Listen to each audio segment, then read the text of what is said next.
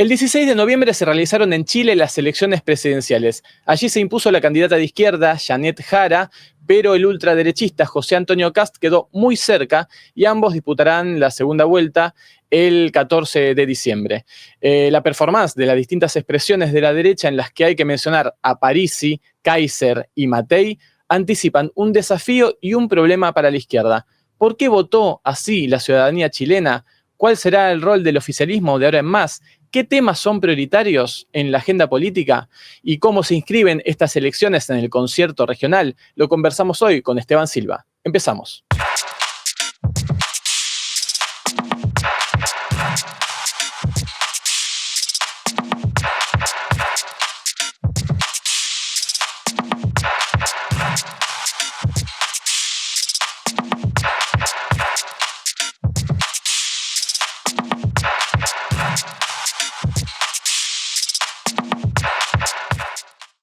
Y ya estamos con Esteban Silva, sociólogo, analista político chileno, director y fundador de la Fundación Constituyente 21 y parte de Latindad, la Red Latinoamericana del Caribe por Justicia Económica, Social y Climática. Gracias, Esteban, por venir. Gracias a ustedes por esta invitación. Bien, queremos analizar y entender lo que fue la primera vuelta de las elecciones en Chile. Y una pregunta como para lanzar el debate. Jara, la candidata de la izquierda, gana la elección, pero con un porcentaje menor de lo que el oficialismo esperaba y de lo que las encuestas decían, detrás pisándole los talones toda la derecha chilena. ¿Qué pasó, Esteban? ¿Cómo podemos empezar a entrar al análisis de este tema de las elecciones en Chile? Bueno, para situar el contexto en que se desarrollaron la primera vuelta de las elecciones presidenciales, porque también las hubo de Cámara de Diputados y de la mitad del Senado, ¿no? Y seguimos en un proceso eleccionario hasta el próximo 14 de diciembre, que es la segunda vuelta presidencial. Yo pondría el siguiente contexto para analizar el resultado de la primera vuelta desde el punto de vista de las presidenciales. Primero, Chile hasta hoy, ¿no? Desde mi punto de vista, no ha logrado cerrar la transición postdictadura. Y esto debido al rechazo y al bloqueo por parte de la élite y de las derechas hegemónicas, ¿no?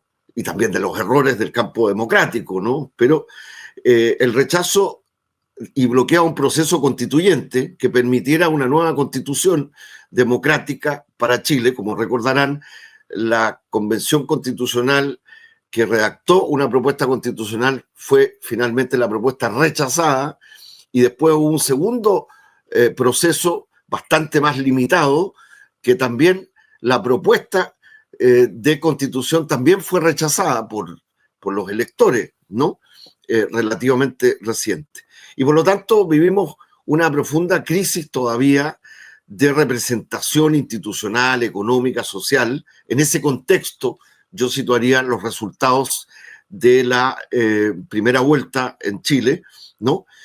Porque además hay demandas sociales, ¿no? Y políticas, ¿no? Que están pendientes y que no fueron resueltas tampoco ni avanzadas, ¿no? Por el actual gobierno del presidente Gabriel Boric.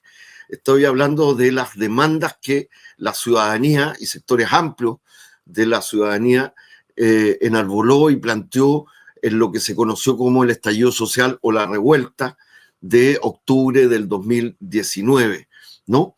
Y en definitiva, ahí quiero ir a la respuesta respecto de las cifras que obtuvieron las diversas candidaturas y particularmente la candidata del oficialismo, ¿no? Porque desde mi punto de vista el fracaso de las reformas más estructurales que apuntaban un cambio en las condiciones de vida de las y los chilenos, en el modelo económico chileno hegemónico, el fracaso de esas medidas y de impulsar un cambio por parte del gobierno actual de Gabriel Boric, desde mi punto de vista, le abrió la puerta, ¿no? al crecimiento de las opciones de ultraderecha y fascistas como las que se expresaron y se siguen expresando ahora hacia la segunda vuelta en la candidatura de José Antonio Kast. Digámoslo con claridad para situarnos respecto. La candidata Janet Jara, exministra del gobierno de Gabriel Boric, por tanto, parte de la política oficialista del gobierno de Boric de los últimos años, una parte constituyente, ella como ministra del Trabajo, ¿no? Compitió contra varias candidaturas de ultraderecha y de derecha, no solo una, que sumadas hoy día, aunque la segunda vuelta es otra elección, pero matemáticamente dan más del 50%. Y si le sumamos también a quien llegó tercero, con casi el 20% de la votación, Franco Parisi, con un discurso más bien populista, pero con medidas que engancharon y vincularon con un sector de la población, pero él con posiciones además bien derechistas, también, si le sumamos a los candidatos Kaiser, Kast, que es el que pasó a segunda vuelta, que son de extrema derecha y más bien fascistas, ¿no? Matei, Parisi, los cuatro, que no son lo mismo, ciertamente, respecto de lo que dije sobre el ex candidato presidencial Francisco Parisi, suman 70%, ¿no? Contra el 26,9% de la candidata Janet Jara obtenido en primera vuelta. Hay que decir también que la izquierda y el progresismo no iba en una sola candidatura como la de Janet Jara, a pesar que ella concentró, ¿no?, la mayor cantidad de votación. También estaba la candidatura de Marcos Enríquez Ominami como candidato independiente, el coordinador del Grupo de Puebla, ex candidato presidencial, apoyado por un conjunto importante también de organizaciones sociales e independientes, y el profesor Eduardo Artés, también del Partido Comunista Acción Proletaria, perdón. Entonces, creo que ese es el contexto, es decir, la segunda vuelta electoral que se realizará el 14 de diciembre próximo está en un contexto, se va a desarrollar en un contexto no solamente polarizado desde el punto de vista de dos opciones, ¿no? Es decir, la opción que representa Janet Jara luego de la primera vuelta, que hoy día tiene que conquistar a otros sectores del país que no votaron por ella, ¿no? Pero claramente que es una opción que impediría el que Kast, la extrema derecha, se hiciera de el Ejecutivo, obtuviera el Ejecutivo. Y ahí yo quiero señalar un elemento que es extremadamente importante de tener en consideración. Y es decir, que si uno afirma que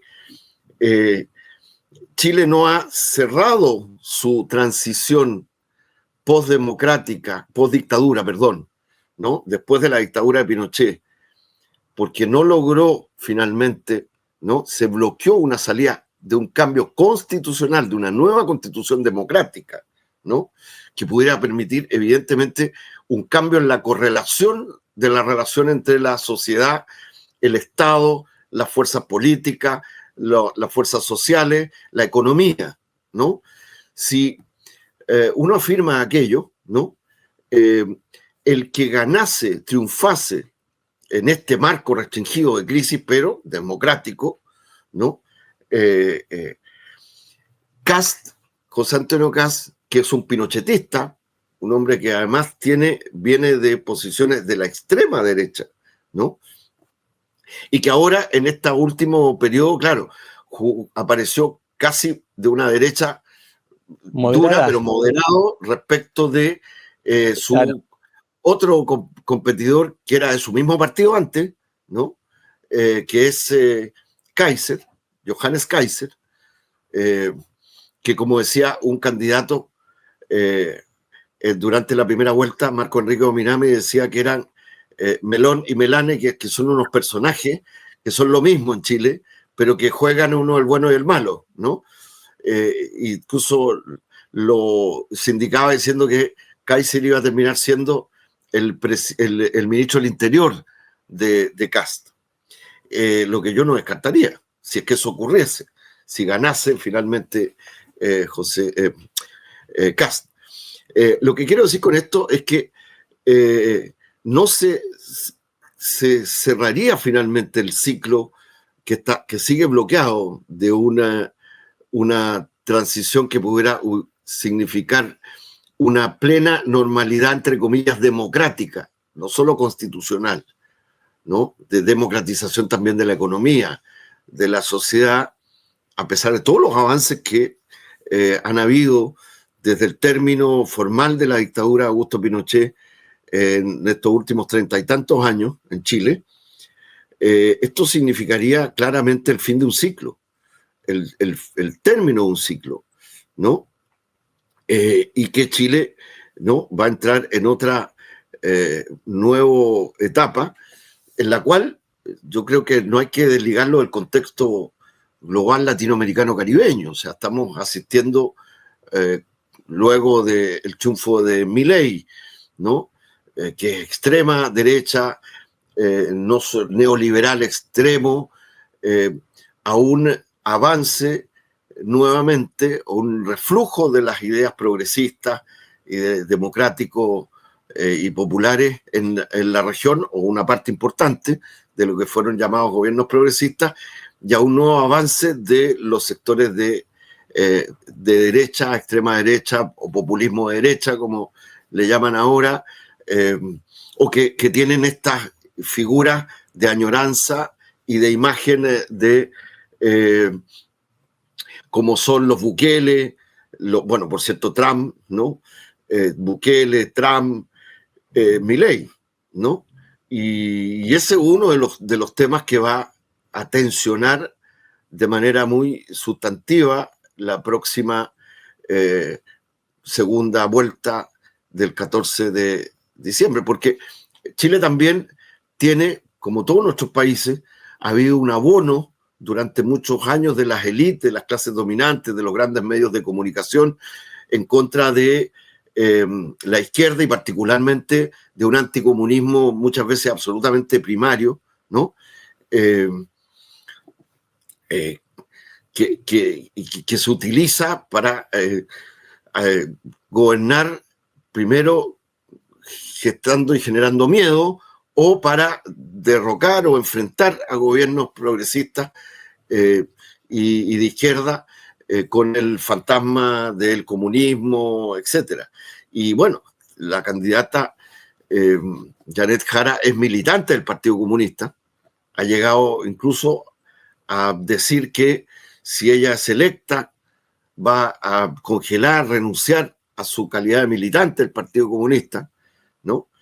Lo que también genera y refleja lo que son los contrasentidos, las contradicciones político-culturales, porque si usted es miembro de un partido, ¿no?, que aspira democráticamente, ¿no?, a dirigir y a tener una parte del poder, que en este caso es el Ejecutivo, para hacer transformaciones, para una propuesta y un proyecto y un programa, ¿no?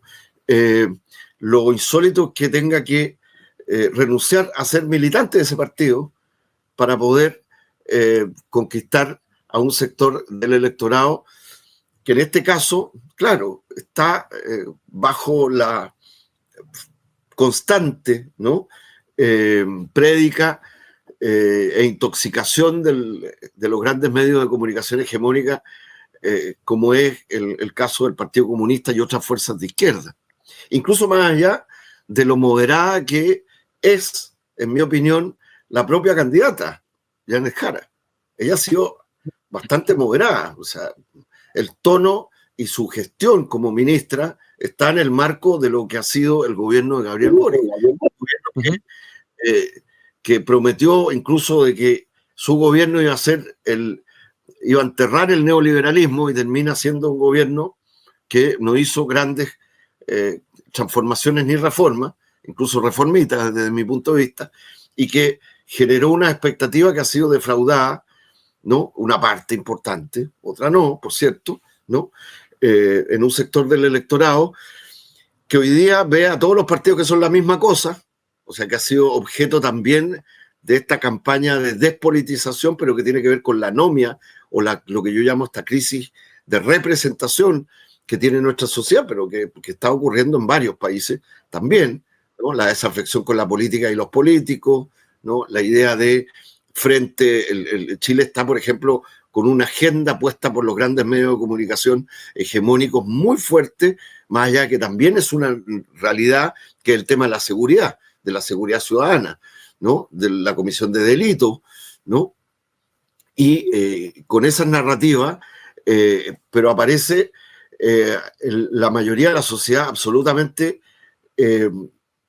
manipulada por esta idea, y entonces acá hay una competencia de las candidaturas de quienes decían más mano dura, más efectivos policiales, más tecnología para reprimir, y el otro tema es la migración. Es la emigración. Que eso le funcionó muy easy, ¿no? Le ha funcionado mucho. Le ha funcionado mucho. Incluso los mismos candidatos de la extrema derecha y la derecha, ¿no? Que hablan de expulsar prácticamente a todos los migrantes que están, ¿no? Todos imitan la narrativa discursiva de los Trump, los Bukele y compañía, pero sobre todo los Trump, ¿no?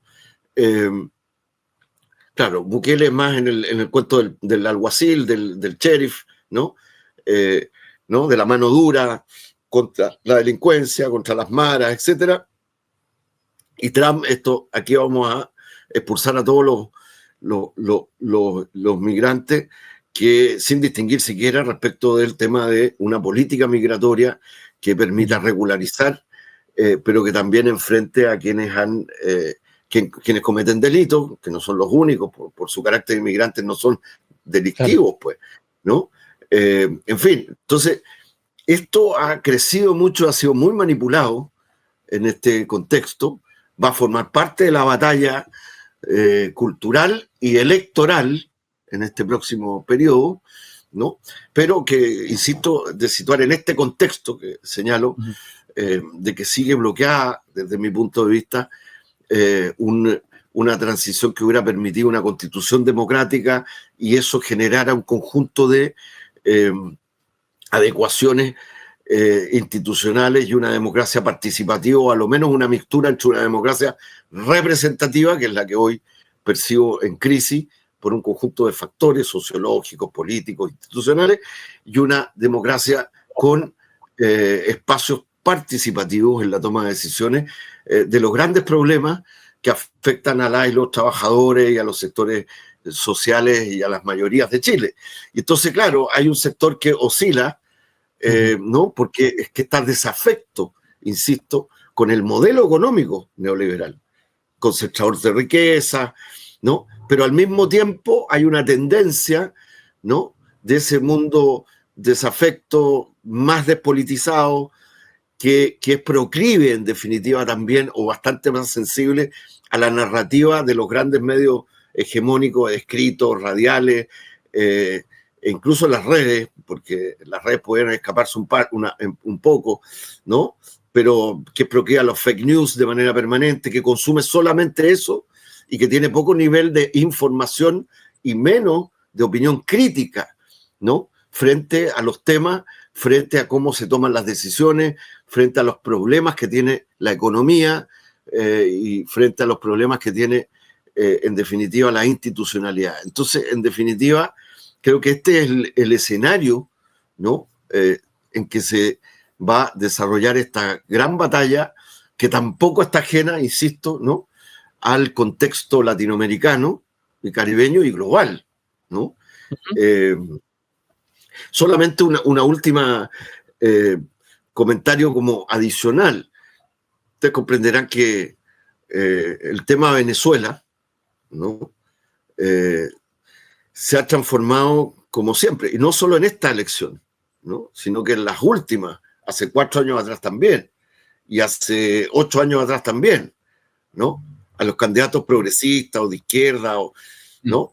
Si ganaban, todos los grandes medios decían que se iba a transformar en Chilezuela, imagínate, ¿no? Inventaron una nueva narrativa, un nuevo término. Ahora hay una presencia importante, ¿sí? Y que votaron.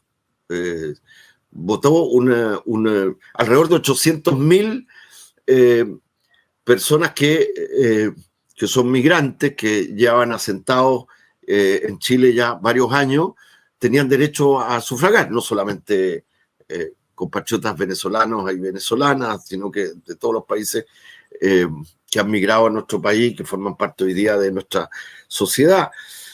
Pero el gran tema de la migración y de la cantidad de venezolanos se transformó, pasó de ser un tema ideológico que la derecha lo enarbolaba, la derecha económica, la derecha ideológica, la derecha política, la derecha empresarial. Estoy hablando, que no son los mismos, a veces están todos conectados por los mismos intereses, pero en definitiva lo usan de una manera brutal. O sea, el tema, acá no había ningún candidato progresista o izquierda, en este caso Janet Jara, Marco Enrique Ominami y Eduardo Artés, que la primera pregunta no fuera, oiga, ¿usted condena la dictadura de Maduro? Entonces, claro, si tú no dices que es una dictadura, te caen todos encima, te tergiversan cualquier cosa que después digas, etcétera, ¿no? Incluso que llevó a candidaturas como la propia Janet Jara a tomar distancia, desde mi punto de vista, incluso bastante desafortunado, sin ninguna necesidad, ¿no? Porque finalmente son elecciones que tienen que ver con nuestros países, pero el factor de la narrativa ideológica, ¿no? En el caso de Venezuela. Hoy día tenemos a Venezuela, ¿no? Bajo la amenaza de ataques militares y de invasión. Estamos hablando de la violación de la soberanía de un país y termina siendo una moneda corriente de el uso y abuso de los grandes medios de comunicación. Y si a eso tú le sumas además el problema de la cantidad de población migrante de origen venezolana que recibió la sociedad chilena, una parte importante también, no digo cuantitativa, porque no lo sé en este momento las cifras, pero también son personas que son migración económica, no es migración política, en el sentido de que no son refugiados políticos, pero que aprovecharon efectivamente un sector, ¿no? Tener visas de trabajo durante el gobierno del extinto presidente Sebastián Piñera, porque fue una parte de la política de la propia derecha, fomentar que se viniera mano de obra barata venezolana para acá, bajo el pretexto de que había que darle autorizaciones de trabajo rápidamente express en relación a otras migrantes de otros países de hermanos latinoamericanos y caribeños, particularmente del sur. Estoy pensando en la comunidad peruana en Chile, estoy pensando en la comunidad colombiana, ¿no? O los haitianos. O la comunidad haitiana, ¿no? Y entonces, claro, eso produjo una eclosión al mismo tiempo, ¿no? Y esa misma derecha, ¿no? Que usó el tema de Venezuela e incluso facilitó, ¿no? A que viniera una migración mayor, ¿no? Incluso más desbocada, digo, en el sentido de cantidad, pero bajo pretexto de solidaridad democrática, porque la usaba para alinearse con la política de Estados Unidos, de todas las derechas contra Venezuela, y hoy día son los primeros, estos, ¿no? Que dicen que van a tener mano dura y que van a expulsar a todos los migrantes que hayan sido ilegales, mano dura con todo, y es cierto, de esos 800.000 aproximadamente, ¿no? Compatriotas, porque son también compatriotas que viven en nuestra sociedad y que están instalados, que son parte y que contribuyen a la sociedad chilena, ¿no? Que estaban habilitados para sufragar. No estoy hablando de los que no están, que son muchos más, por cierto, ¿no? Probablemente el grueso, ¿no? Hay que mirar bien las cifras, votó por los candidatos de la extrema derecha y de la derecha. Porque ahí sí, influidos por esta idea de que, mire, si gana las candidaturas presidenciales progresistas o de izquierda, en este caso ahora de Janet Jara, va a venir Chilezuela de nuevo, va a ser el caos, etcétera, etcétera. Y la paradoja se va a dar es que a los primeros que le van a aplicar mano dura y expulsiones, si gana Kast, va a ser a los migrantes y particularmente a los venezolanos. Va a ocurrir probablemente, espero que no lo ocurra porque espero que no sea electo, ¿no? Por Chile y por el marco democrático, por la convivencia, porque se va a agudizar todos los conflictos sociales que ya, los que están agudizados y los que no, van a profundizarse desde mi punto de vista. O sea, si yo tuviera que explicitar, como explicitan las derechas y los conservadores, los miedos frente a una sociedad, yo diría claramente que una candidatura de extrema derecha como la que representa el señor Kast, que no solo es ideológica, valórica, entre comillas, ¿no? Y con una concepción absolutamente de desregulación neoliberal, ¿no?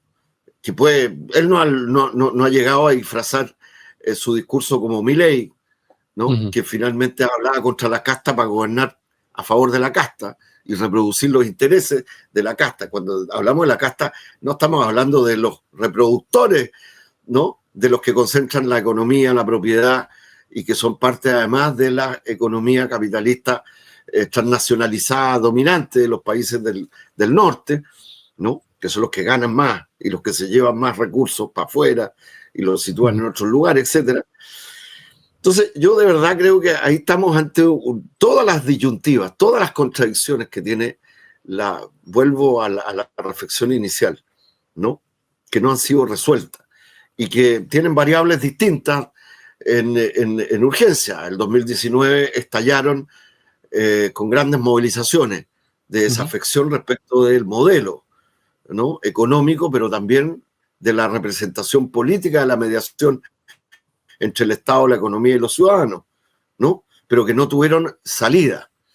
Y después vino una contraofensiva, ¿no? Conservadora. O sea, el rechazo fue eso. Fue la madre de todos los miedos, el rechazo a la Constitución. Claro. Te decían que te iban a quitar, si tenías una casa, te iban a quitar tu propiedad, que te iban a quitar, no sé, los autos. O sea, golpearon también y manipularon el miedo de un segmento importante socioeconómico de la sociedad chilena aspiracional, ¿no? Clase mediero o de trabajadores y trabajadores que todos dicen que son clase media. En Chile, la mayoría de los trabajadores, manuales intelectuales que somos, la gran mayoría, ¿no? Pero aquí tú le preguntas a mucha gente sobre si es trabajador, si es de la clase trabajadora, y te van a decir que no, que ellos son todos de la clase media, ¿no? Claro. Aunque objetivamente seamos todos, vivimos de nuestro trabajo, sea manual intelectual. Son las mismas personas que piensan que no les van a tocar las reformas que están pensadas. Exactamente. Claro. Entonces, claro. Ese es el contexto que se está desarrollando, se va a desarrollar la segunda vuelta. Ahora, si uno dice, mire, si uno suma matemáticamente, ¿no? Esta tendencia, pero suma matemáticamente los votos sufragados e incluye los votos que fueron nulos, porque hubo un pequeño sector de la izquierda, pero yo no le adjudico a ellos ese porcentaje, porque creo que también es un sector que no tiene peso, influencia real, así como otros, digamos, en esta crisis, pero que llamaron a votar nulo. Pero lo hicieron sobre las candidaturas presidenciales, y ahí finalmente fue como 3,5 de nulo, de votos nulos, pero que está dentro de un rango histórico de votos nulos en las elecciones presidenciales. Sin embargo, esos sectores no llamaron, como otros y nadie, a votar nulo, ¿no? Respecto de las candidaturas en la Cámara de Diputados y el Senado, y sí ahí hubo más de un 20% de abstención. Ahora, ¿por qué digo esto?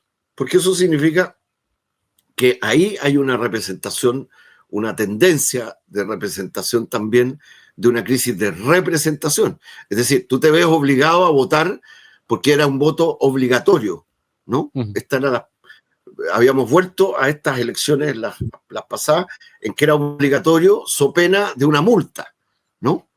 Entonces, claro, evidentemente eso iba a aumentar el umbral de personas habilitadas para votar que fueran a votar, por razones que se sentían obligadas, porque si no, Claro. efectivamente, el nivel de abstención hubiera sido bastante más alto, yo te lo aseguro, ¿no? Si no fuera voto obligatorio so pena de multas, ¿no?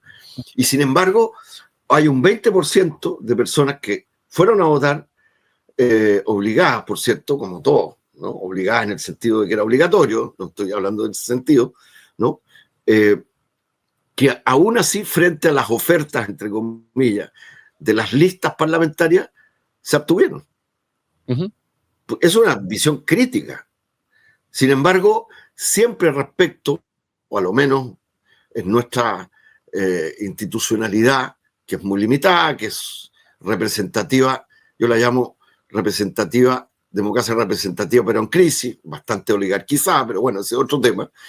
Sin embargo, frente a las opciones, que eran 8 candidaturas, 2 mujeres y el resto hombres, ¿no?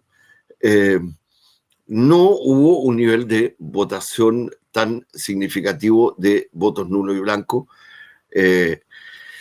Y claro, hubo una polaridad en ese sentido. Quiero terminar diciendo que otra cosa que complica a las democracias tan restringidas como las nuestras, a pesar de que muchas veces hagamos gárgaras de que son democracias con, ¿no? Más liberales en el sentido de garantías democráticas, de soberanía, respecto de las críticas ideológicas que se le hacen a otros países que tienen otros sistemas o que tienen otro tipo de modelos de democracia, porque cada país tiene las propias. O sea, esa otra discusión que aquí se prueba y que se manipula en todas las elecciones, ¿no? Que este tema de que como que hubiera un solo modelo. Uh-huh. Es como decir que, ¿no? Y, por ejemplo, y que se calla modelos absolutamente distorsionados y que desde mi punto de vista son bastante lejanos a cualquier lógica democrática de soberanía, como las que incluso nos exigen como estándares democráticos, como el sistema de elección de los Estados Unidos de América, pues, ¿no? Uh-huh. O sin ir más lejos, cuando se habla de dictaduras, etcétera, sería interesante revisar países que tienen efectivamente dictaduras constitucionales, supuestamente con monarquía. Solo te voy a mencionar Marruecos. Ahí no hay democracia ninguna, pero y nadie dice nada. ¿Por qué? Claro. Porque hay alianzas económicas, el interés económico prima, ¿no? Y sin embargo la gente se rasga las vestiduras, las derechas o los sectores conservadores contra Cuba. Una Cuba asediada y con bloqueo criminal de tantos años que tanto daño le ha hecho a su economía y a su producción y a su comercio, ¿no? Y no miden eso. Entonces, yo creo que esto es un tema central porque esto va a incidir en estas elecciones y creo que está vinculado a todos los temas. Yo he estado mirando, no me voy a extender, por supuesto, menos en esto, pero he estado mirando noticias y siguiendo lo que está pasando en Perú, los prolegómenos previos a las elecciones presidenciales y parlamentarias del próximo 2026, del primer semestre del 2026, y evidentemente hay algunos factores que se repiten. O sea, en Perú se llega al extremo, ¿no? Acá también, fíjate, hay un exalcalde que fue candidato en las primarias presidenciales, que se llama Daniel Jadwe, ¿no? Que sigue con arresto domiciliario y finalmente todavía bajo una imputación y todavía no se inicia su juicio, ya más de un año, ¿no? Y se le impidió, porque se le quitaron sus derechos ciudadanos, ser candidato a diputado. Está en esa situación, ¿no? Que parece ser un recurso que regionalmente... No, es una estrategia. No, la estrategia de Lawfare es una estrategia que ha ido poniéndose no solo en moda, sino que las derechas y los sectores conservadores no solo la han utilizado permanentemente. Solo estoy pensando a propósito del Perú y quiero mandarle un saludo a través de ustedes, si me permiten, de solidaridad a Guillermo Bermejo. Ujú. Porque a mí me parece de una injusticia impactante. Él era, no solo porque era un candidato, cómo se reactivaron sus juicios y ahora está preso. O sea, lo tienen detenido, lo metieron rápido y lo sacaron de posibilidad de circulación, sencillamente reactivando, ¿no?, esas acusaciones increíbles, obviamente el terruqueo, todas las cosas que ustedes en Perú se conocen, etcétera. Bueno, tienen a un expresidente todavía, ¿cuántos años en arresto respecto del juicio increíble como Pedro Castillo? Entonces, en fin, se usa ese mecanismo. En Chile ha sido igual usado de una manera, entre comillas, no digo más fina, menos abrupta, pero también ha sido un componente previo a este proceso electoral, quiero decirle. Sí. Claro, y que es posible que genere políticas más abruptas cada vez con No, por esta supuesto. explicación de la derecha, claro. Por supuesto. Entonces, Claro, tenemos todo ese tipo de componentes. Entonces, claro, en Chile vamos a tener una batalla, o sea, y ya la tenemos. O sea, mira, lo primero que hizo ayer, o antes de ayer, si no me equivoco, porque las elecciones fueron el domingo pasado, ¿no? El candidato Kast, ¿no?, de la extrema derecha, bueno, hizo varias cosas, pero la primera fue darle una gran publicidad a su conversación con Milei. claro, Y como un Milei que hace declaraciones y tuitea, ¿no?, que el apoyo, o sea, una injerencia brutal, o sea, esto va a pasar casi tan ridículamente, pero bueno, no nos olvidemos que Milei gana el partido de Milei y su grupo gana las parlamentarias últimas, ¿no?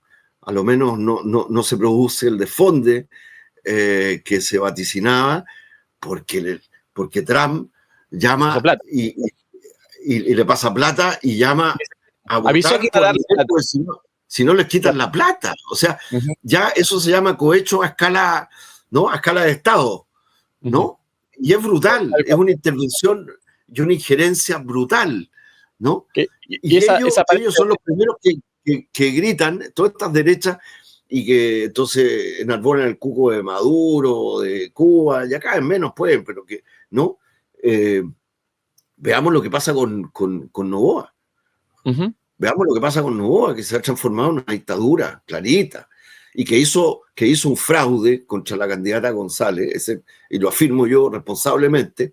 Ahí a Noboa nadie le pidió, de los países incluso con gobiernos progresistas, que le pidieron al gobierno del presidente Nicolás Maduro las actas, a Noboa, que hizo un fraude descarado, que lo denunció la propia candidata Luisa González, ¿no?, con antecedentes. Nadie le pidió que exhibiera las actas. Se lo pasó por cualquier lado. Y el tipo inmediatamente desató una represión en contra de los movimientos sociales, comunitarios, sindicales, campesinos, indígenas, ¿no?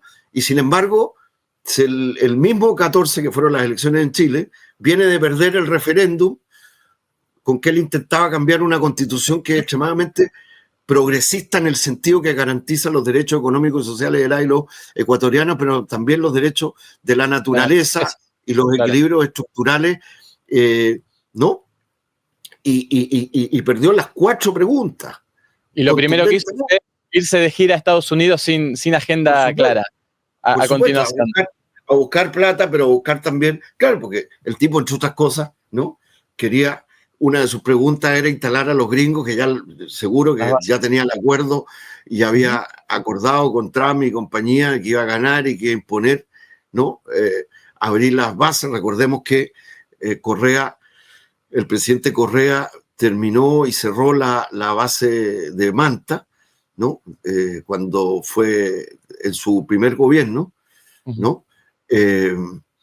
Entonces, todas estas cosas están pasando y están conectadas. Eso es lo que quiero decir. Cuando hablo de Chile, no dejo de hablar no podemos dejar de hablar de Argentina, no podemos dejar de hablar de Perú, no podemos dejar de hablar de lo que está pasando, no podemos dejar de hablar de lo que está pasando en Colombia. O sea, en Colombia tú tienes ahora las derechas y las oligarquías desatadas contra el presidente Gustavo Petro, una cosa desaforada, que además lo metieron en esta lista Clinton, ¿no?, Trump y compañía de la administración norteamericana, para meterlo en la misma narrativa que han construido contra el gobierno de Venezuela, que es tan ridícula, pero lamentablemente es una narrativa construida gracias a los grandes medios de comunicación todo el día, todo el tiempo, a un discurso sobre los temas. Y lo digo esto, termino porque me estoy yendo a otro lado, pero bueno, para países como los países de la Comunidad Andina de Naciones, que han sido productores o que son productores no solo de coca, y que han luchado por erradicar el narcotráfico, pero también la sustitución de cultivos, como parte de sus grandes desafíos económicos, pero de sustitución de cultivos que permitan, ¿no? Otros modelos de desarrollo y al mismo tiempo impedir, ¿no? La reproducción de toda la cadena de producción, ¿no? No solo de cocaína, de estupefacientes.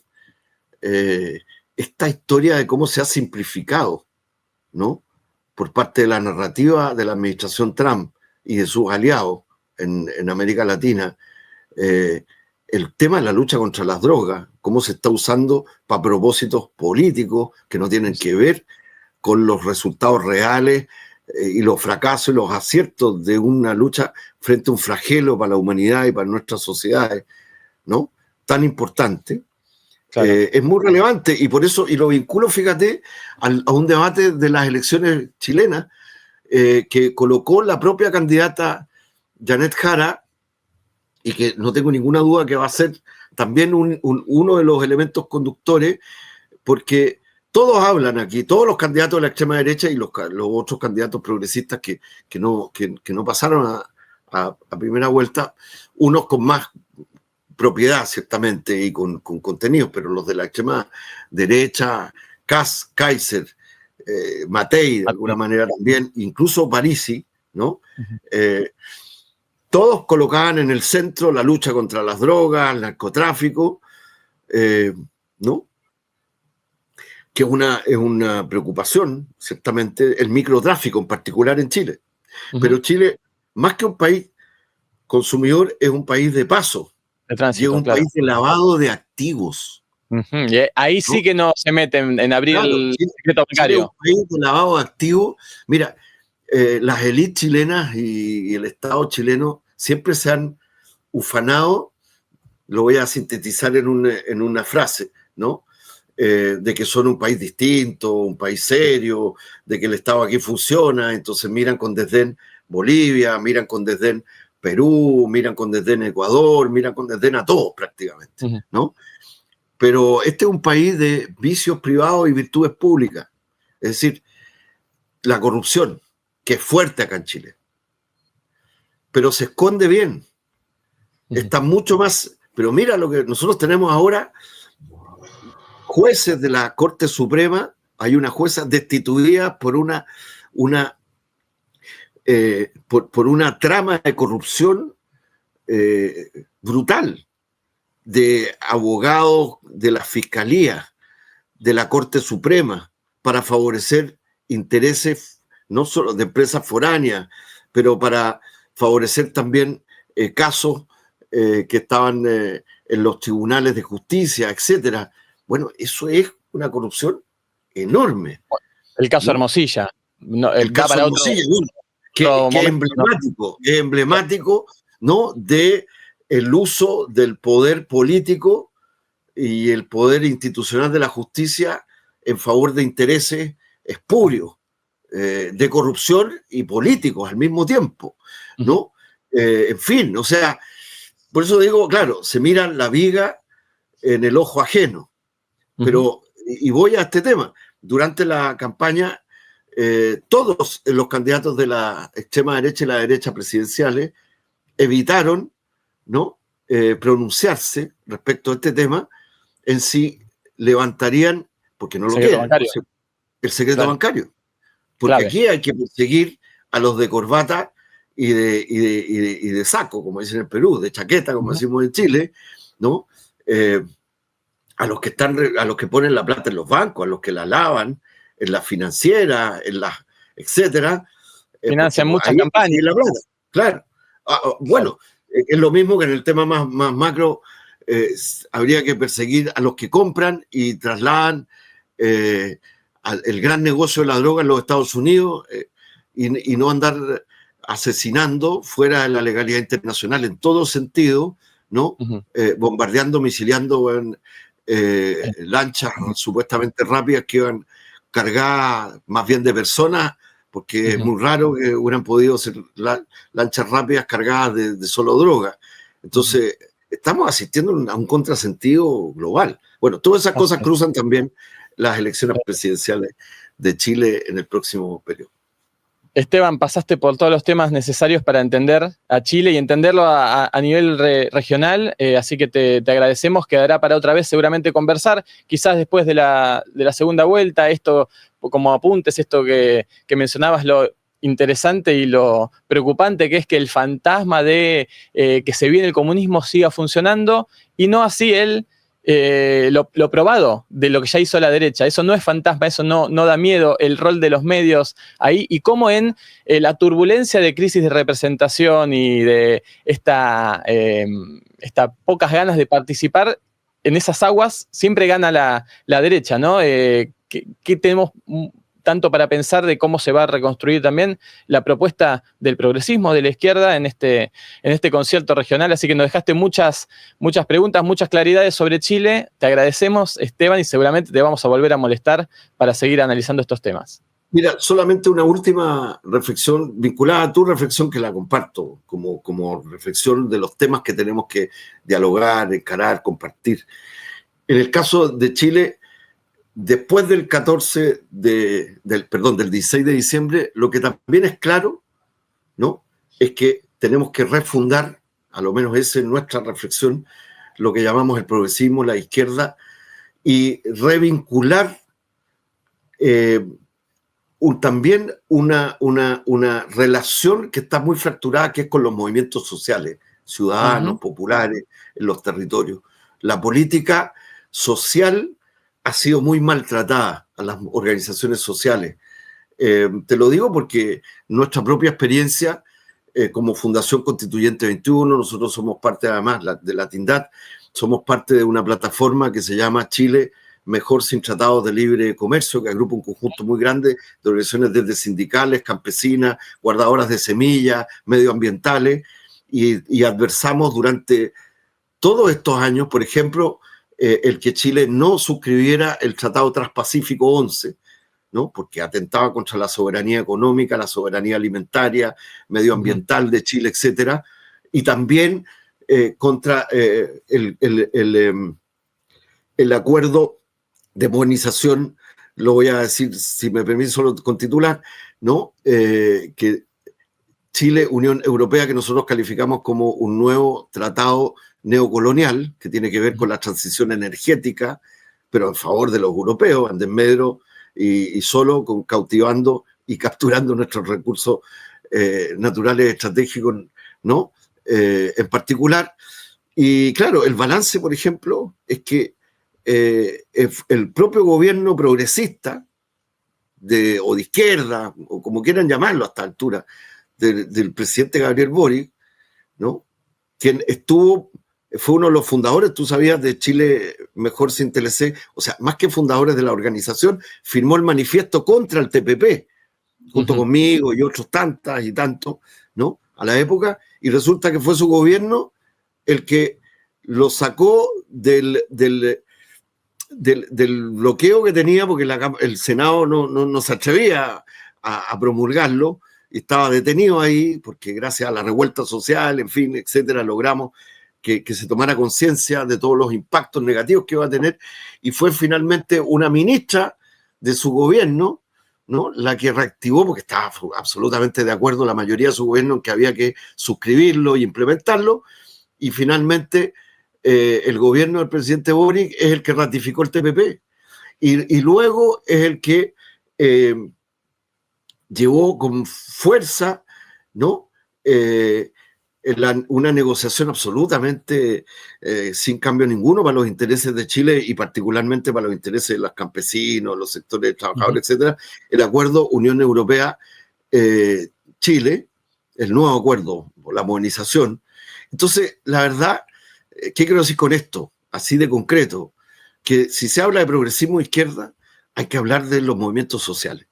Hay que hablar de la ciudadanía que sí se sigue expresando, organizando, con más dificultades, con menos, en los territorios, en las organizaciones que también las izquierdas o los progresismos muchas veces en el gobierno han terminado por proponerle a los pueblos y a estas organizaciones y a la sociedad en su conjunto, que es el caso nuestro, por eso estamos en este balance, proponerle un programa de cambio respecto a los anhelos concretos y finalmente al llegar al gobierno han terminado ejecutando y gobernando con el programa de las derechas o de los bancos o de la impotencia y han gobernado dando explicaciones en vez de haber hecho realizaciones.